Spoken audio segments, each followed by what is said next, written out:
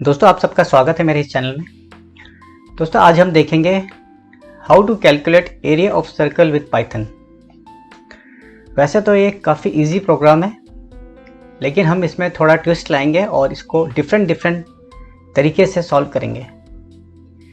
हम सभी को मालूम है एरिया जो होता है वो pi times square of radius.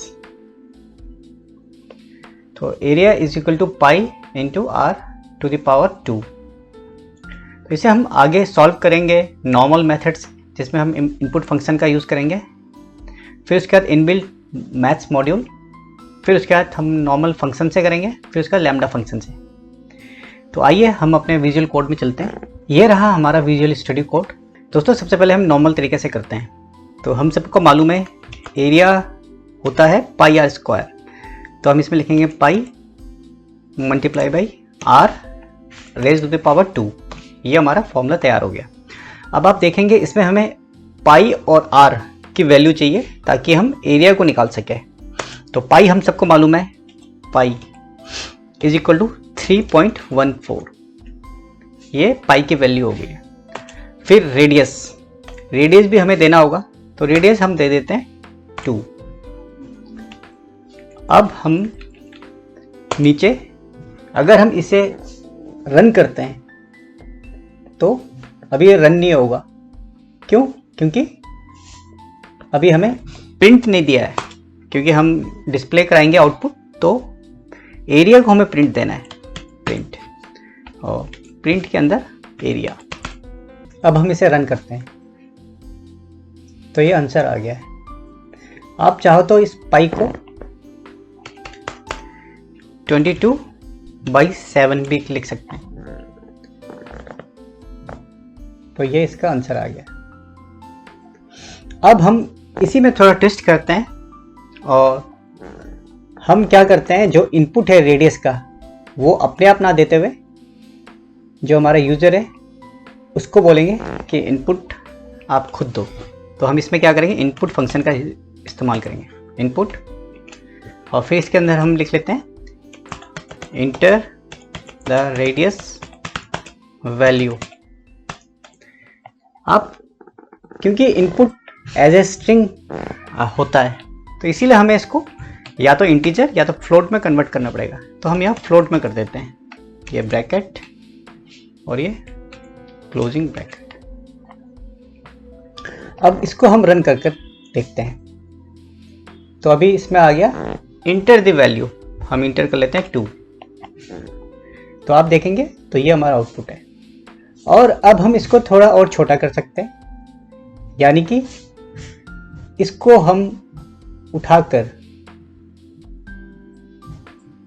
यहां से कॉपी किया और यहां रख देते हैं आर की जगह।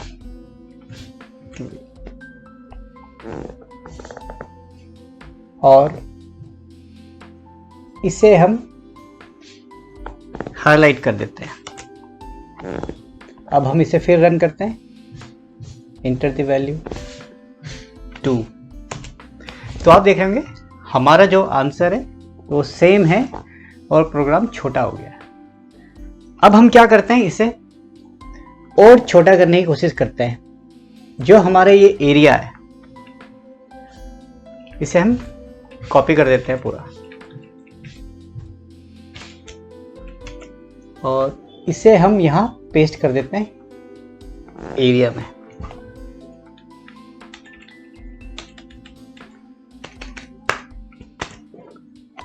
और इसे एरिया को हम कमेंट कर देते हैं, इंटर द वैल्यू 2। तो ये आंसर आ गया।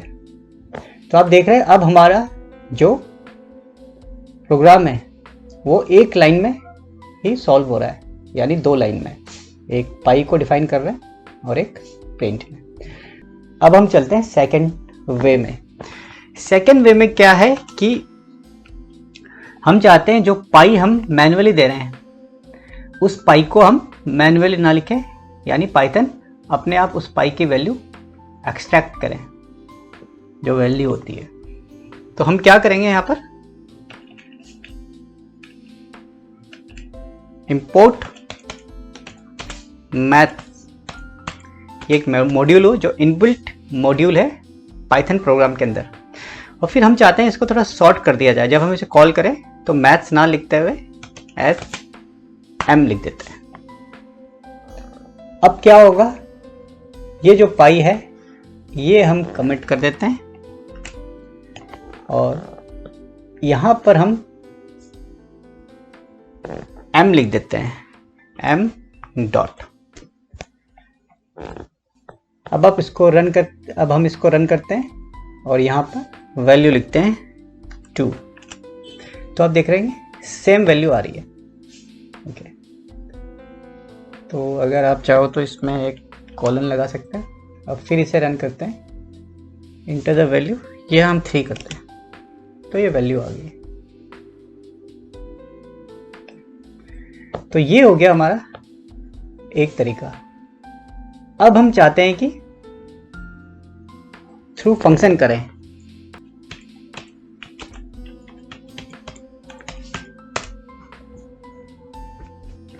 तो फंक्शन में इसे सॉल्व करने के लिए सबसे पहले हम इसे डेफ से डिनोट करते हैं, फिर हम एरिया ले लेते हैं और फिर उसके अंदर हम आर्ग्यूमेंट पास कर देते हैं R कॉलन।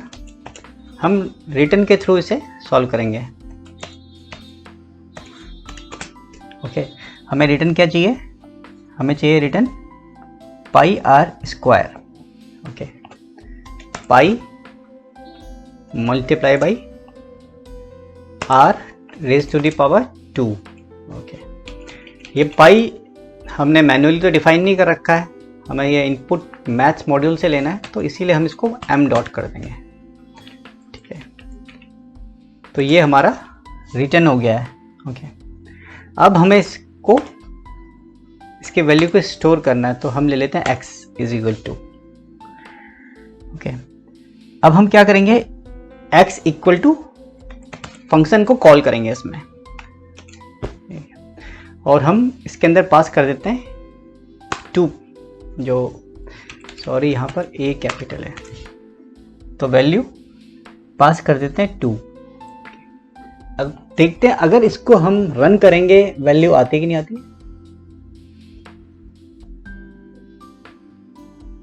तो हमें कोई वैल्यू नहीं आई क्योंकि हमने प्रिंट तो किया ही नहीं है।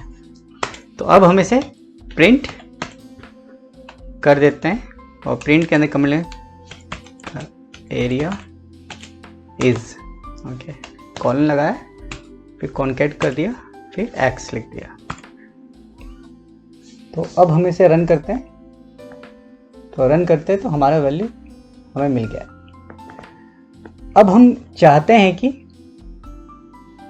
जो इनपुट है 2, जो रेडियस का इनपुट 2 है, वो हम यूजर के थ्रू दिलवाएं। तो फिर हम इसमें इनपुट का फंक्शन का यूज करते हैं, इनपुट, फिर हम लिखते हैं इसके अंदर enter the value, enter the value, enter the radius value. और हमने पिछले उसमें देखा था, क्योंकि जो इनपुट फंक्शन है वो एज ए स्ट्रिंग काम करता है, तो इसीलिए हम इसको फ्लोट ले लेंगे। और ये ब्रैकेट हो गया,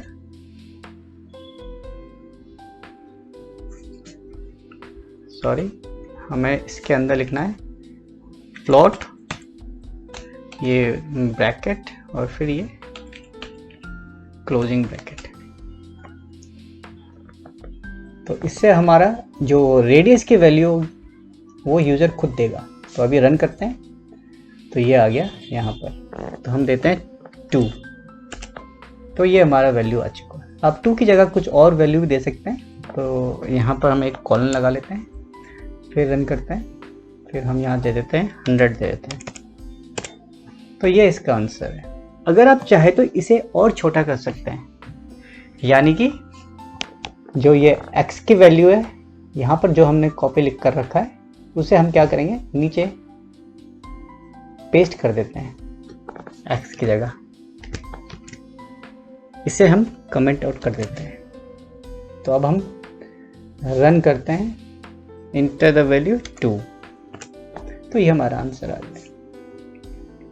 अब हम इसे विदाउट रिटर्न करने की कोशिश करेंगे। उसके लिए हमें सबसे पहले यह हमने फंक्शन डिफाइन कर दिया, तो ऐसे करते हैं, एक नया ही नीचे डिफाइन कर देते हैं। तो यहाँ पर हम नया एक फंक्शन बनाते हैं एरिया,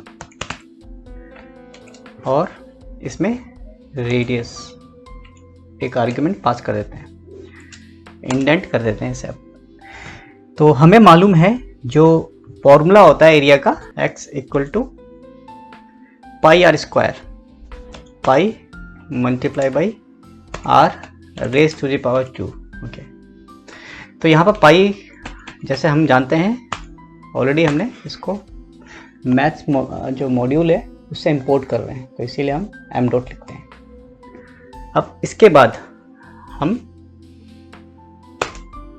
अब हम क्या करेंगे, इस x को प्रिंट करेंगे, द एरिया इज कॉलन और कॉन्केट प्रिंट हम कराएंगे x। अब हमें क्या करना है, फंक्शन को कॉल करना है, और एरिया के अंदर हम वैल्यू देते हैं 2। अब हम इसे रन करते हैं, तो ये हमारे वैल्यू आ गई। अब आप चाहो तो इसे थोड़ा छोटा और कर सकते हो, जो ये x है, इस x को हम यहाँ पर डाल देते हैं और इसे कमेंट आउट कर देते हैं। अब हम चाहते हैं कि ये जो एरिया है मैन्युअली ना देते हुए यूज़र इनपुट करे, तो हम इसे इनपुट फंक्शन देते हैं, इनपुट, और इनपुट के अंदर हम value enter the radius value, और इसे हम फ्लोट में कन्वर्ट करते हैं, क्योंकि बाय डिफ़ॉल्ट ये स्ट्रिंग में होता है।